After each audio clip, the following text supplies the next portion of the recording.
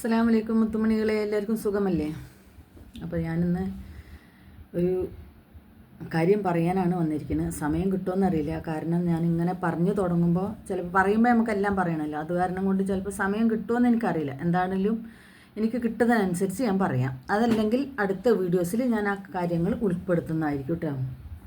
അതിന് പ്രാവശ്യം ലൈവ് ചെയ്തുകൊണ്ടിരിക്കുമ്പോഴാണ് എനിക്ക് നാട്ടിൽ നിന്ന് ഫോൺ വന്നത്. പെട്ടെന്ന് അതേ ഡ്രസ്സ് തന്നെ ഇപ്പം ഇങ്ങനെ ഇരുന്നാണ് നമ്മളൊരു ലൈവോ അതോ ചെയ്യണമെന്ന് വെച്ചെങ്കിൽ ഇതേ വേഷത്തിൽ തന്നെ എനിക്ക് തിരുവനന്തപുരത്തേക്ക് പോകേണ്ടി വന്നു. അങ്ങനെ പോയി എന്തായാലും 5 മണിയായപ്പോഴത്തേന് ഞങ്ങൾ തിരുവനന്തപുരത്തെത്തി. അതായത് കാക്കുവിൻ്റെ അമ്മ മരിച്ചിട്ട് ഞാൻ പോയ വിവരമാണ് പറയുന്നത്. അപ്പോൾ അവിടെ പോയി മൂന്നാമത്തെ ദിവസം അതിലിടക്ക് അവിടെ കുറേ സംഭവങ്ങൾ, അവിടുത്തെ സംഭവങ്ങൾ കേട്ടോ, അല്ലാതെ വേറൊരു സംഭവങ്ങളല്ല. അപ്പോൾ അവിടുത്തെ സംഭവങ്ങളൊക്കെ അങ്ങനെ ചെയ്തുകൊണ്ടിരിക്കുമ്പോൾ നമുക്ക് ആരെങ്കിലും ഫോൺ വിളിച്ചാൽ അതിനൊന്നും മറുപടി കൊടുക്കാനോ അതിനൊന്നും സാധിക്കാത്തൊരു സമയമാണ്.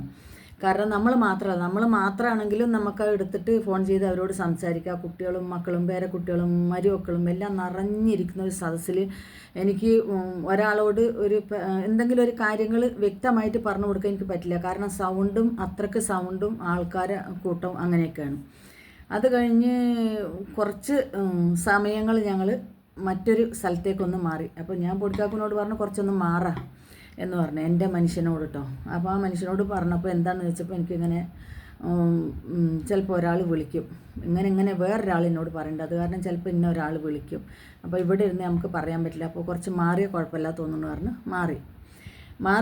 മാറിയിരുന്ന സമയത്താണ് ഒരാളെ ലൈവ് നടന്നുകൊണ്ടിരിക്കുന്നത്. അപ്പോൾ ആ ലൈവ് നടന്നപ്പോൾ ഞാൻ ആ ലൈവിൽ കയറിയിട്ട് ഒരു ലൈക്ക് അടിച്ചു, ഒരു സലാം പറഞ്ഞു, ഒരു ലൈക്ക് അടിച്ചു എന്ന് പറഞ്ഞ് ഞാൻ ഇറങ്ങി പോരുന്ന സമയത്താണ് മറ്റൊരാൾ ആ ലൈവിൽ വരുന്നത്.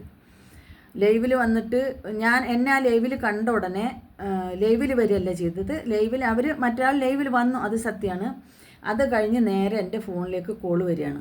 ഞാൻ ആ കോൾ എടുത്തിട്ട് പറഞ്ഞു, നിങ്ങളെ ഞാനൊരു ഉമ്മാൻ്റെ സ്ഥാനത്താണ് കണ്ടിരിക്കുന്നത്. അപ്പോൾ നിങ്ങളോട് ഞാൻ എന്താണ് പറഞ്ഞിരിക്കുന്നത് എന്ന് ചോദിച്ചപ്പോൾ എനിക്ക് സത്യം പറഞ്ഞ ആ സമയത്ത് എന്ത് പറയണം എന്നറിഞ്ഞില്ല.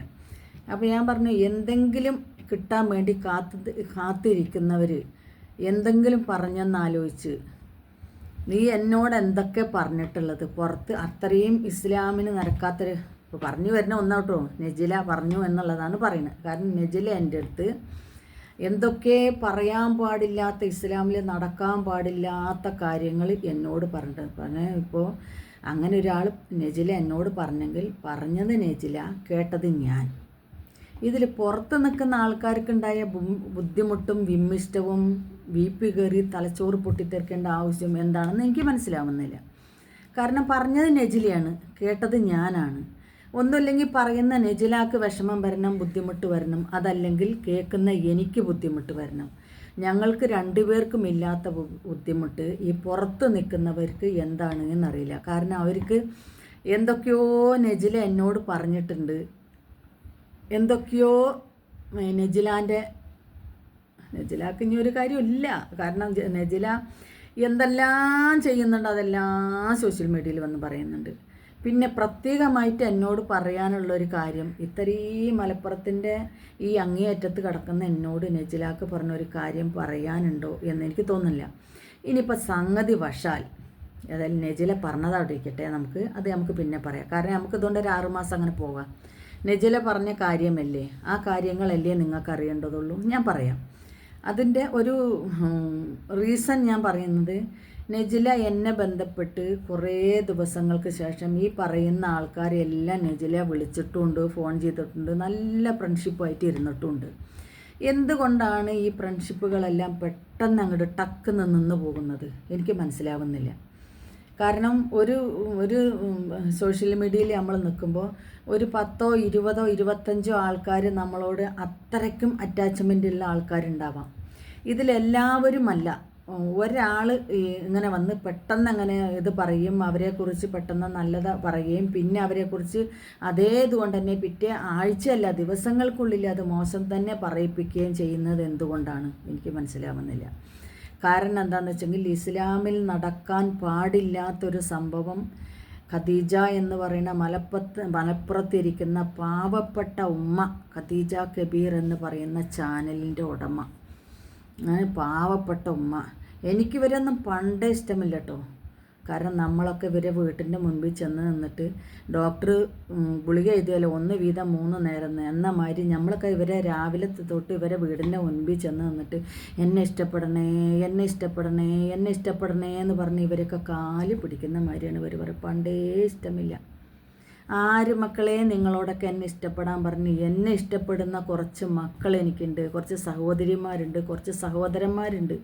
അവരെ വെച്ചുകൊണ്ട് മുന്നോട്ട് പോകാനാണ് എൻ്റെ പ്ലാന്. അല്ലാതെ എന്നെ ഇഷ്ടപ്പെടാത്ത ഒരു മനുഷ്യനെ പോലും ഞാൻ എന്നെ ഇഷ്ടപ്പെടണേ എന്ന് പറഞ്ഞ് റിക്വസ്റ്റ് ആരടുത്തും കൊടുത്തും വിട്ടിട്ടില്ല, ഞാൻ നേരിട്ട് പറഞ്ഞിട്ടുമില്ല. പിന്നെ എന്തുദ്ദേശത്തിലാണ് നിങ്ങൾ ഈ പറയുന്നത് എനിക്ക് പണ്ടേ ഇഷ്ടമില്ല എന്ന്? ആരെങ്കിലും പറഞ്ഞിട്ടുണ്ടോ? നിങ്ങളെ പണ്ടേ ഇഷ്ടമില്ലാത്തവരെ തന്നെ നിങ്ങൾ ഇഷ്ടപ്പെട്ടിട്ടുണ്ട്, വീണ്ടും നിങ്ങൾ ഇഷ്ടപ്പെടാതിരുന്നിട്ടുണ്ട്. ഇതൊക്കെ നിങ്ങളുടെ സ്റ്റൈലിയാണ്. അതന്നെ നിങ്ങളെടുത്ത് കണ്ടൻറ്റുമാക്കുന്നുണ്ട്. പക്ഷേ എനിക്ക് ഇഷ്ടപ്പെടാതെ വന്ന മനുഷ്യൻ അതോടെ അങ്ങ് പോകുന്നല്ലാതെ അവരതെടുത്ത് ഞാൻ കണ്ടൻ്റ് ആക്കിയിട്ടില്ല. ഒരുപാട് കണ്ടൻറ് ഉണ്ടാക്കുകയാണെങ്കിൽ ഇഷ്ടം പോലെ ഉണ്ടാക്കാനുണ്ട്. പക്ഷേ ഞാൻ ഉദ്ദേശിച്ചിട്ടില്ല. കാരണം എന്താണെന്ന് വെച്ച് കഴിഞ്ഞാൽ അവരെന്നെപ്പോലെ ഒരു പെണ്ണാണെന്ന് പറയാൻ പറ്റില്ല, പെണ്ണുങ്ങളാണ്.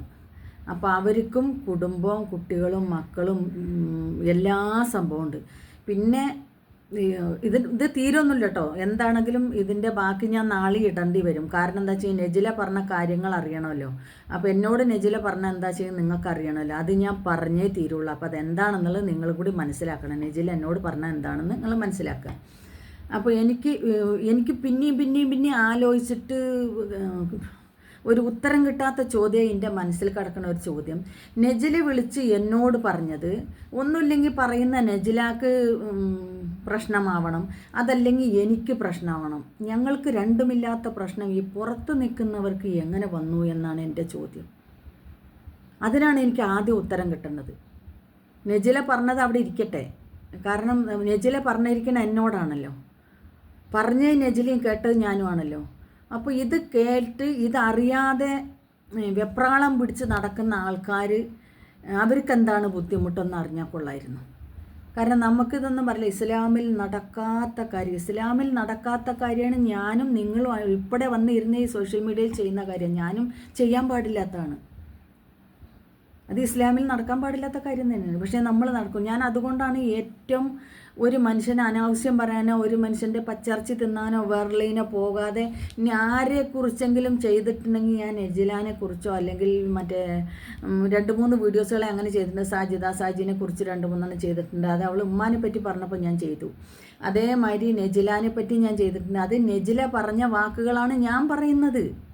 അപ്പോൾ നെജില പറഞ്ഞ വാക്കുകൾ തന്നെ ഞാൻ എടുത്ത് വീഡിയോസ് ചെയ്യുമ്പോൾ അത് മോശമാവുകയും നെജില പറയുമ്പോൾ ശരിയാകുകയും ചെയ്യുന്നു. അതേമാതിരി മറ്റുള്ളവർ പറയുമ്പോൾ അവർ പറയുന്ന വാക്കുകൾ തന്നെ എടുത്തിട്ടാണ് ഞാൻ വീഡിയോസ് ചെയ്യുന്നത്.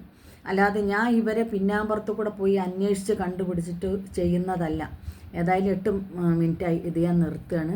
മക്കളെ, നെജില പറഞ്ഞത് എന്താണെങ്കിലും ഞാൻ നിങ്ങളോട് തുറന്നു പറയും. അത് പറഞ്ഞ നെജിലാക്കോ കേട്ടോ എനിക്കല്ലാതെ വേറെ ആർക്കൊക്കെ നന്നായിട്ട് ബുദ്ധിമുട്ടുന്നുണ്ട്. ആ കാര്യങ്ങൾ പുറത്തറിയാത്തത് കൊണ്ടൊന്നും എനിക്ക് മനസ്സിലാവുന്നുണ്ട്. ഇപ്പോൾ 2-3 ആൾക്കാരായി എന്നെ വിളിക്കുന്നു. നെജിലയും വിളിച്ചിരുന്നു ഈ കാര്യം പറഞ്ഞുകൊണ്ട്. അപ്പോൾ അത് കാരണം കൊണ്ട് നമുക്കതൊന്ന് വ്യക്തത വരുത്തേണ്ടത് ആവശ്യമല്ല. അതുകൊണ്ട് ഞാൻ പറയാൻ കേട്ടില്ലേ. അപ്പോൾ അത് മക്കൾ സമാധാനത്തിലിരിക്കും. ഞാൻ പറയാം. അസ്സലാമു അലൈക്കും. ഞാൻ പറഞ്ഞതിൽ ആരെങ്കിലും ഇനി വേദനിപ്പിക്കുന്ന എന്തെങ്കിലും ഉണ്ടെങ്കിൽ അള്ളാഹുവിൻ്റെ അടുക്കലേക്ക് വെക്കരുത്. ഇവിടുന്ന് തന്നെ പുറത്ത് തരണം കേട്ടില്ലേ. ശരി.